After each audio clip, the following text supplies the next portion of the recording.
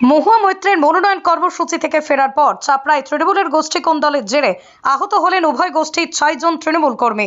শুক্রবার রাতে ঘটনাটি ঘটেছে চাপড়া হাটখোলা গ্রামে। জানা গেছে শুক্রবার বিকেলে মহুয়া মৈত্রের মনোনয়ন কর্মসূচি থেকে ফিরে চাপড়ার রানাবন্ধ গ্রামে একটি দলীয় কর্মসূচি করেন জেবির শেখের অনুগামীরা। সেই কর্মসূচিতে উপস্থিত ছিলেন হাটখোলা অঞ্চল যুব তৃণমূলের সভাপতি আতিকুর রহমান। অভিযোগ, বাড়ি ফেরার সময় রাতের অন্ধকারে তার উপর হামলা চালায় ওই পঞ্চায়েতের তৃণমূল উপপ্রধান আতিয়ার হালসানা ও তার দলবল। অপরদিকে এই ঘটনায় আতিয়ার হালসানা ও তার পরিবারের 3 মহিলা সদস্য আহত হয়েছে বলে অভিযোগ। গোষ্ঠীদ্বন্দ্বের অভিযোগ অস্বীকার করেছেন চাপড়া ব্লক তৃণমূল কংগ্রেসের সভাপতি সুখদেব ব্রহ্ম। তার দাবি, আতিকুর রহমান সিপিআইএম এর সমর্থক। তারা আতিয়ার হালসানার উপর হামলা চালায়, ঠেকাতে গিয়ে তার পরিবারের সদস্যরা আহত হয়েছেন।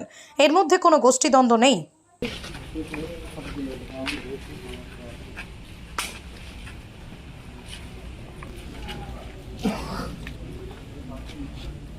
ঘটনা ঘটেছিল। আমরা মহামিত্র যে লেমিনেশন জমা দেওয়ার জন্য ফাইল আমরা গিয়েছিলাম মিটিংয়ে। তো জেবের শেখের একটা ডাকে আমরা আনাবন্দ অঞ্চলে একটা মিটিং ছিল। মিটিং শেষ করে আসার পথে আমরা একটা আমাদের বাড়ির সামনে দাঁড়াই গাড়ি নিয়ে। আমার ভাই সভাপতি। কিসের সভাপতি? আমরা হাটখোলা অঞ্চলের সভাপতি, উপসভাপতি। তো আমাদের হাটখোলা অঞ্চলের যে উপপ্রধান, সে আমার ভাইকে মারে। তার নাম আতিকুর রহমান। সে আমার ভাইকে দা, হেসু, বাঁশ, ইট দিয়ে মারে। কি কারণে মেরেছিল?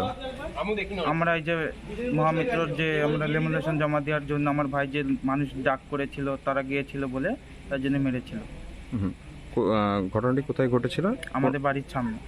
জায়গার নাম? হাটখোলা। যারা মেরেছিল তারা কোন রাজনৈতিক দলের সাথে যুক্ত? তারা আমরা জানি না কি রাজনীতি করে।